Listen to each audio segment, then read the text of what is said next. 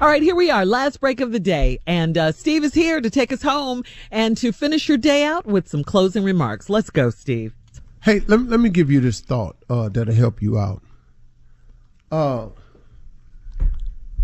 About other people's opinion. Don't let other people's opinion determine your direction. Don't let other people's opinions affect your direction.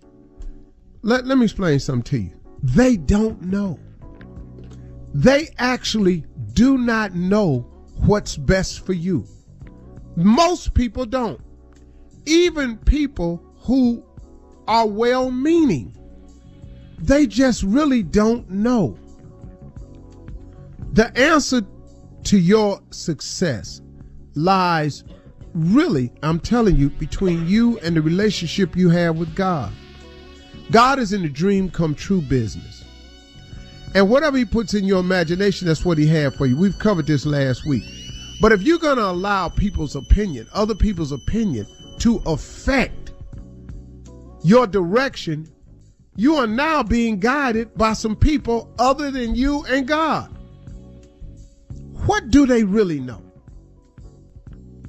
Another thing about other people's opinion, you got to be careful of them, because sometimes you need to look very closely at the person that's providing the opinion.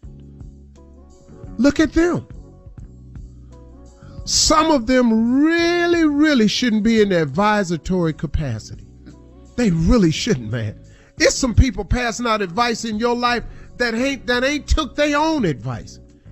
It's some people giving you advice who need to be advised. It's some people giving you advice that don't listen to nothing nobody else got to say.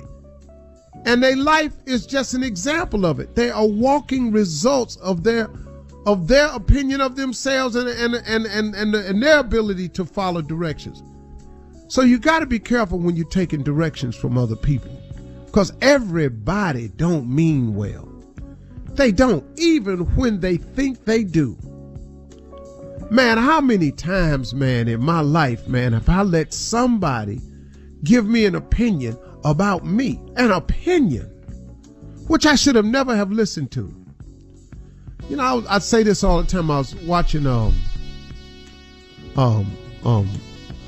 Osteen on TV, and he said, people's opinion of you is none of your business, nor should you make it yours. It doesn't matter what their opinion of you is. It just doesn't matter, because God is in the come get you business. Let me tell you something, man. Wherever you are right now, I'm gonna tell you a story I heard one time. It's like the Thomas and the boat story. This man named Thomas one day was out on a boat by himself. It was a beautiful day. He was out there sailing on a boat, and a big storm came up out of nowhere, and it capsized the boat. And he was way out, and he was lost at sea. But he got lost, and he got washed up on a deserted island. And so he got up, he woke up, he was shook up pretty bad, and he found himself on this deserted island.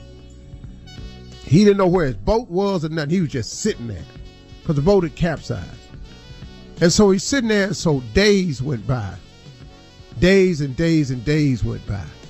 He just out on this island, just trying to make it work. Running out of food, he can't get nobody's attention. He drawing notes in the sand and stuff, help, nothing. Planes going by, he waving, don't nobody see him. He just on this island. So weeks had went by, so he got kind of crafty.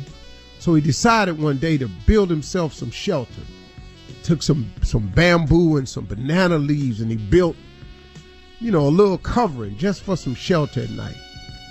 And this is going along pretty good for a few days, but he's getting a little bit more and more depressed because nobody can find him. I mean, there ain't a boat going by or nothing. And he just started getting real down on himself because his predicament seemed so unbelievable. So he made a fire like he do usually at night, and a wind came up. And when the wind came up, a couple of the sparks hit the shelter, these dried banana leaves and bamboo, and caught it on fire. I mean, a horrible fire. It's just burning it down. It had been raining that night, man, and it started raining real bad. And he trying to stay warm, and all of a sudden, sparks catch hold of him.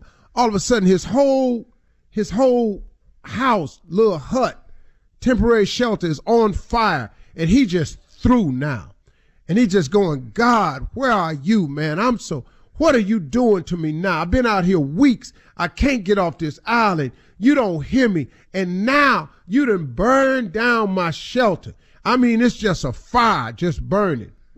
And he's standing there, man, just complaining and telling God how he done forsaked him and he done forgot he was out here in all this trouble. Been out here all these weeks. Lord, where are you now? And all of a sudden he saw some flashlights. And he saw some people running up on shore. And he couldn't believe it, but some people had found him. And he said, man, I've been out here for weeks. What did y'all do? How did y'all find me? They said, we saw your smoke signal that you sent up. We just responded to your smoke signal. He just dropped down and started crying because he thought God had forsaken him, burned up his hut. But see, that disastrous moment right there turned out to be just what he needed, that smoke signal. And they saw that. What he thought was a disastrous fire, the one ship that was going by saw the flames and the smoke. Wow. And it rescued him. God is coming, man. Mm-hmm. No matter what anybody's opinion of you is, God is coming. No matter what they think, no matter how dark it seems for you, God is coming. He always is. Always on Keep time. that in mind. Have a great weekend, y'all.